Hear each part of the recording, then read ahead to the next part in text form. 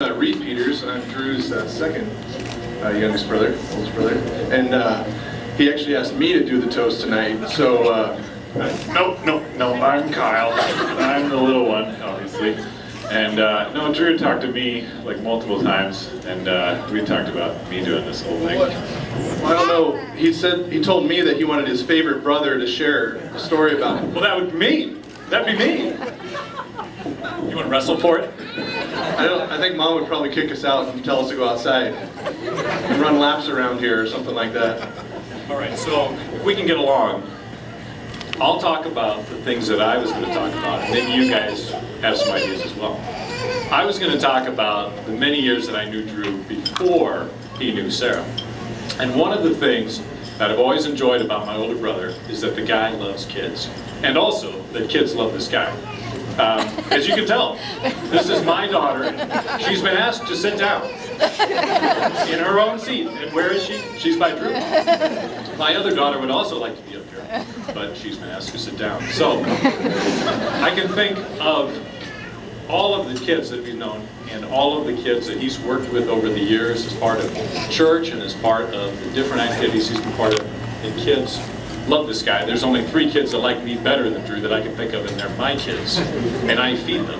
So I can think, and I'm excited for Drew and appreciate the way he has always loved kids and been a man who is great to welcome them into his life.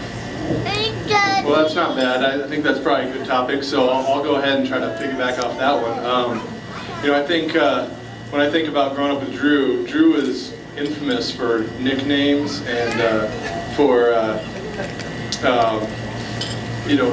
nicknames for us boys. Somehow Keith was exempt from this, but apparently as you got younger, you had more nicknames. So I was called Luger for pretty much my whole life. I'm not really exactly sure what that means or where it came from, but Drew would always say it, some goofy, no voice and everything. And then Kyle, of course, was Mander, which was, a demotion from Commander since he was the boss, so Kyle got demoted to Mander. So that's always a special memory for me and Drew, is that he's always been funny and had lots of nicknames and got really excited about, giving people their own name and everything. So I'll keep it going here. I'd say, again, like that topic, Drew is just an incredible sense of humor. And some of that is original, but a lot of it is just SNL and Simpsons and Seinfeld. And so it seems like Sarah has begun to grasp some of this, and so it's probably one of her top character traits, is maybe tolerance, but it's always fun to talk to Drew and go back and forth on jokes and just tell stories and stuff, and he's just got an incredible memory, so as long as you can, if you need a list of groceries, put it in a rap song and he'll be home and no problem. What I was thinking what we'd share was what has changed in Drew since he's met Sarah. So I think that'd be pretty fair. So every year, the last 4 or 5 years, when the football started, I would get pre-game calls, during game calls, post-game calls about what's going on, what's going on in the recruiting, what's going on in the game, how dumb Watson is, all this stuff, And so this last fall, I didn't get a pre-game call, I didn't get a during game call, I didn't get a post-game call. I'm not sure that the Huskers had a season this last year. I watched a few games myself, otherwise I wouldn't actually be sure, but sure enough, then I found out, Drew's been seeing this girl. Okay, now it's starting to make some sense here. So that was the thing that I noticed that had changed in Drew. And one thing that changed, Drew and I and my other brother, we share a phone plan, and our text per month, and Drew was breaking a good 1,200 to 1,500 back in the spring and summer, and then suddenly it just hit the stock market or something and just went way down, and so somehow he wasn't communicating with anybody else. And hopefully he was walking to see her and not just calling her, but yeah, it was a change that he had someone else to talk to. I can think of a change of Drew. Drew was over at our dinner table probably more than anyone else who's not part of our family over the last couple of years. And whenever my wife would make food and there was an extra plate, and especially if I needed something done that I needed help with, we'd call Drew and I'd say, "Hey, what are you doing for dinner?" He'd say, "Nothing." I'd say, "We're having meatballs, and I need to move a couch." "I'll be over." And I can remember a particular time when we were ordering a large Val's pizza. In our family, with my kids and wife, we eat about half a large Val's and we put the rest in the fridge and eat it for leftovers.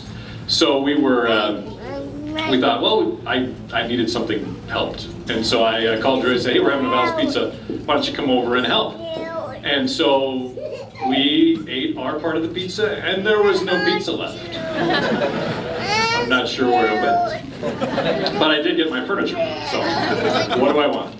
So anyway, recently we've had Drew, Sarah, and the family over, and we bought a pizza. And we buy the same amount we used to buy, and now we've got a lot of leftovers. And I've been watching, and he only eats like 1 or 2 pieces, and then he has a plate of salad.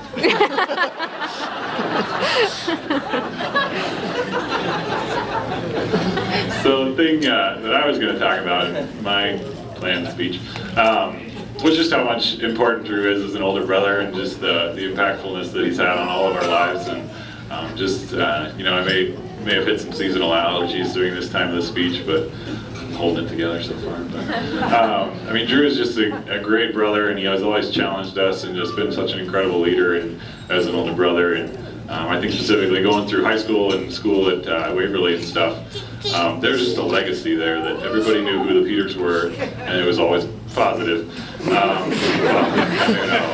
But there was some positive to it. There was a high level of expectation, and we all wanted to live up to what Drew's character was, and just how strong a man he is. Wow, Kyle, that's a great idea. I think I can start one of those too. When thinking back about Drew, I think the thing I can remember about him is having an older brother that walked with the Lord and knew the Lord and thought a lot. I think he's a great thinker. He's always got something on his mind, and I really appreciate that. He went to Cedarville. I went to visit him. I liked what he and his friends and the different things that they were doing and the classes they were taking. I ended up going there.